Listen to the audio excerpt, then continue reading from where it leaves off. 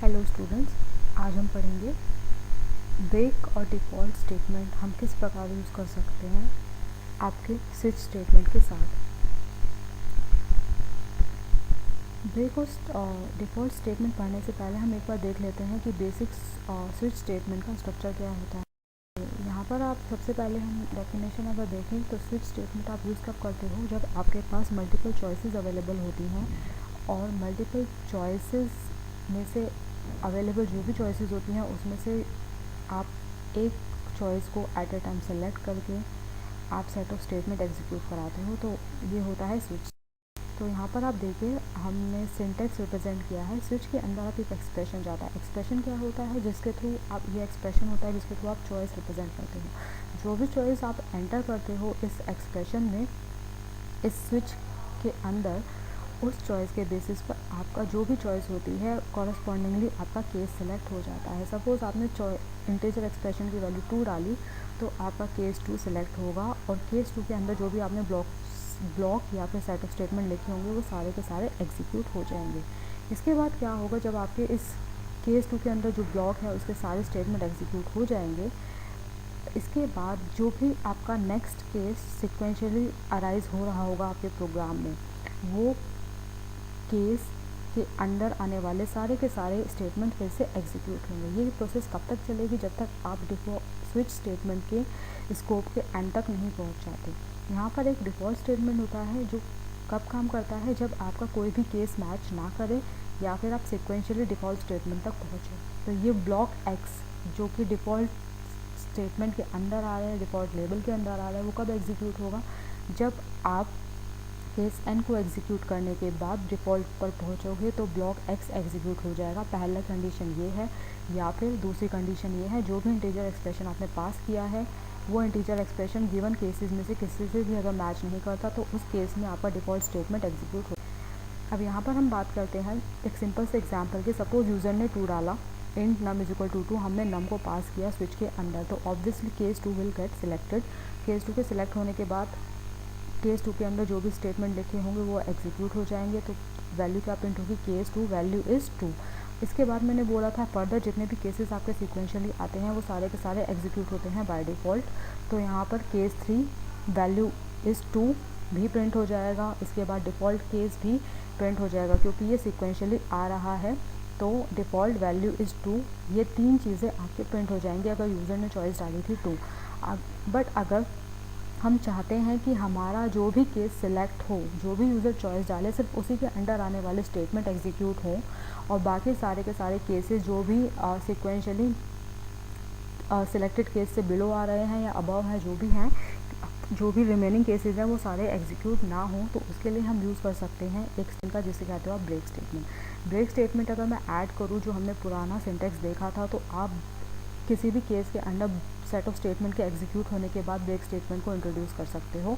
तो break statement क्या करेगा, जब भी आपका प्रोग्राम का एग्जीक्यूशन ब्रेक पर पहुंचेगा तो ब्रेक क्या करेगा, जिस भी स्कोप के अंडर आप होंगे उस स्कोप से आपको बाहर ले जाएगा। तो अभी आप किस स्कोप के अंडर हो, ये आप दिख रहा है आपको कि आप स्विच के स्कोप के अंडर हो। जैसे ही ब्रेक स्टेटमेंट एग्जीक्यूट होगा आप डायरेक्टली स्विच के बाहर आ जाओगे। सपोज यूज़र ने केस डाला था वैल्यू 2, तो वैल्यू 2 के अंडर ब्लॉक 2 एग्जीक्यूट होगा, further block break statement execute होगा। ब्रेक स्टेटमेंट डायरेक्ट आपको स्विच के स्कोप से बाहर ले आएगा। तो यह है फ़ायदा आपके ब्रेक स्टेटमेंट का। तो यहाँ पर हम देख लेते हैं ऑफिशियली डेफिनेशन क्या होती है ब्रेक स्टेटमेंट की। Break statement is use mainly in the switch statement whenever it is encounter the switch case block the control comes out of the switch case. जैसा कि मैंने अभी आपको बताया, स्विच का जो भी स्कोप होता है उस स्कोप से डायरेक्टली आपको बाहर ले आता है।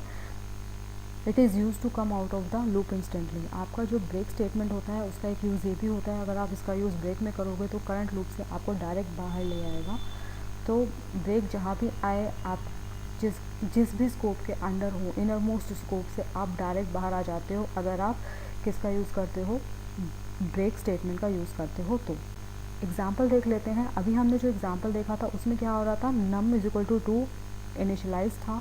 अब नम इज इक्वल टू 2 की वैल्यू आपके स्विच में पास हो रही थी। स्विच में पास होने के बाद आपका केस 2 सेलेक्ट हो रहा था। सिमिलरली यहाँ पर भी ये पूरा का पूरा कोड एज इट इज़ लिखा है, बट हमने यहाँ पर आपको जो ग्रीन कलर से दिखा होगा ब्रेक स्टेटमेंट लगा दिया है हर एक ब्लॉक के एंड पर।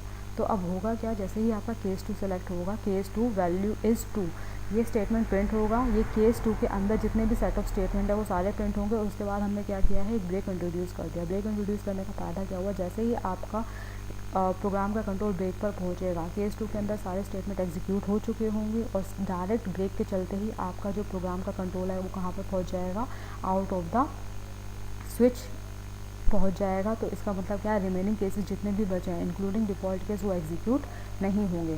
मींस जिस केस को आप एग्जीक्यूट करना चाहते थे उसी केस के अंडर जो भी स्टेटमेंट्स आ रहे होंगे वो ही एग्जीक्यूट होंगे, फर्दर बाकी सारे कोई भी स्टेटमेंट एग्जीक्यूट नहीं होगा। तो ये है फ़ायदा आपके ब्रेक का।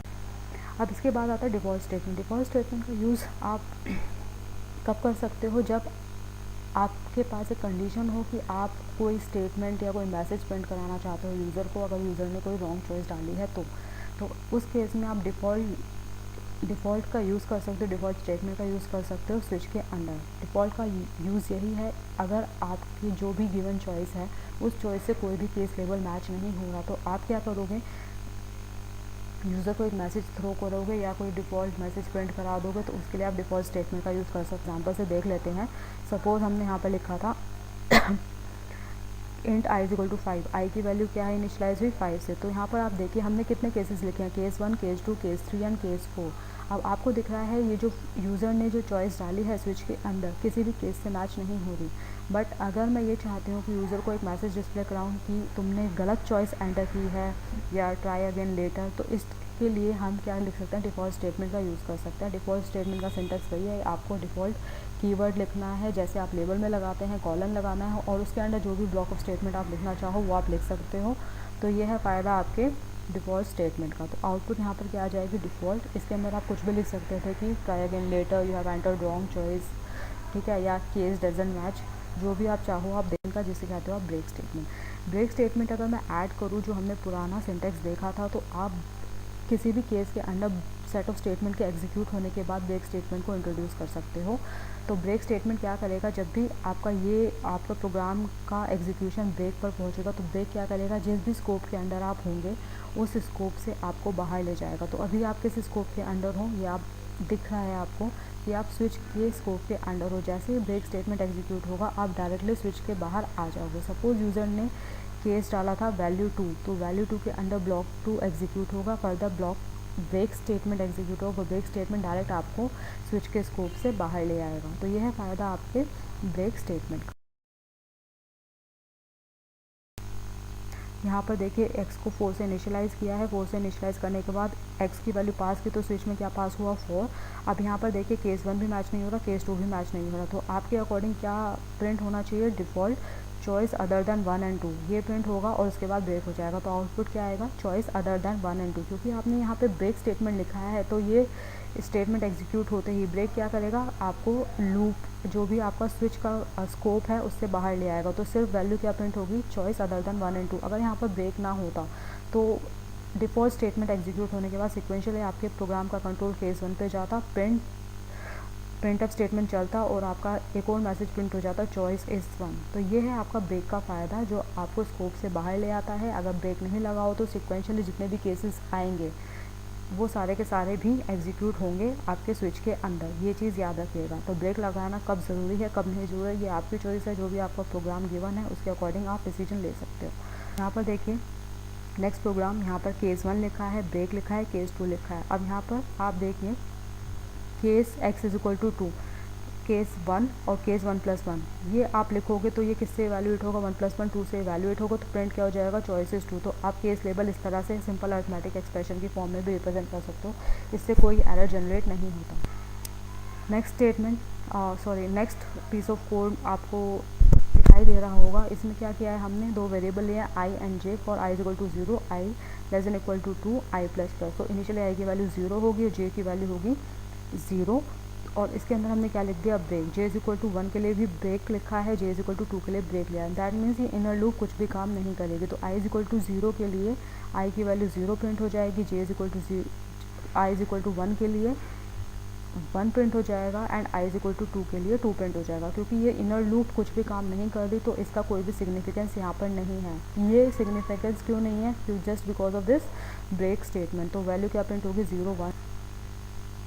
इसके बाद देखिए हमने अभी आपको बताया था कि आप डिफ़ॉल्ट स्टेटमेंट 2 बार यूज़ नहीं करते कि कर सकते एक स्विच के अंदर। ये रहा इसका एग्जांपल। डिफ़ॉल्ट में हमने लिखा है printf हेलो, उसके बाद डिफ़ॉल्ट में लिखा है printf हाई। तो आपको एरर जनरेट हो जाएगा आपके प्रोग्राम में, default statement should be unique, कुछ इस तरह का एरर जनरेट होगा। ये चीज़ आपको याद रखनी है कि केस लेबल यूनिक होने चाहिए, इसी तरह से डिफ़ॉल्ट स्टेटमेंट भी यूनिक होना चाहिए। इसके साथ एक और प्रोग्राम देख लेते हैं। हमने यहाँ पे लिखा है num = 2, स्विच में पास किया 4, कोई दिक्कत नहीं है। केस 1 मैच होगा नहीं होगा, केस 3 मैच होगा नहीं होगा। तो कोई भी केस जो भी लिखे हैं आपने स्विच के अंदर, कोई भी केस मैच नहीं हो रहा। तो अगर कोई भी केस मैच नहीं होता तो आप कहाँ पर जाते हो, डिफ़ॉल्ट स्टेटमेंट पर जाते हो। तो यहाँ पर डिफ़ॉल्ट स्टेटमेंट प्रिंट हो जाएगा। डिफ़ॉल्ट वैल्यू क्या प्रिंट होगी, नम की वैल्यू इज़ 2 प्रिंट हो जाएगा। बट इसके बाद देखिए हमने डिफ़ॉल्ट के बाद ब्रेक नहीं लगाया, तो इसके बाद सिक्वेंशली आपका केस कौन सा आ रहा है, केस 3 के अंदर जो भी सेट ऑफ स्टेटमेंट लिखा हो गई वो भी प्रिंट होंगे, क्योंकि यहाँ पर डिफ़ॉल्ट के बाद आपने ब्रेक नहीं लगाया है। तो डिफ़ॉल्ट वैल्यू इज़ 2 के बाद आपका एक मैसेज वो प्रिंट होगा, केस 3 वैल्यू इज़ 2। यहाँ पर आप एक चीज़ याद रखिएगा, जो डिफ़ॉल्ट स्टेटमेंट है उसको आप लास्ट में ही लिखो, ऐसा मैंडेटरी नहीं है। कहीं भी आप लिख सकते हो, किसी भी केस लेबल से पहले लिख सकते हो, लास्ट में लिख सकते हो, या फिर इन बिटवीन केस लेबल लिख सकते हो, उससे कोई फ़र्क नहीं पड़ता। बस 2 चीज़ें आपको याद रखनी है, केस लेबल यूनिक होना चाहिए और इसी तरह से डिफ़ॉल्ट स्टेटमेंट भी आप एक ही बार यूज़ कर सकते हो। और इसके साथ बस एक चीज़ का ध्यान रखना है, आप जब भी कोई आउटपुट चेक करो कि आपके प्रोग्राम की आउटपुट क्या होगी, आपको ये देखना है कि ब्रेक स्टेटमेंट कहाँ लिखा है, कहाँ नहीं लिखा। जैसे ही आपको ब्रेक स्टेटमेंट दिखाई दे, आप डायरेक्ट स्विच के स्कोप से बाहर आ जाओ, तो आपके जो भी प्रोग्राम में गलती होने के चांसेस है वो काफ़ी रिड्यूस हो जाएंगे। 3 से 4 चीज़ आप याद रखोगे तो आपका जो प्रोग्राम है उसमें जो भी आउटपुट आपको बतानी होगी वो आउटपुट आप ज़्यादा प्रिसाइजली एक्यूरेटली बता पाओगे। Thank you so much class.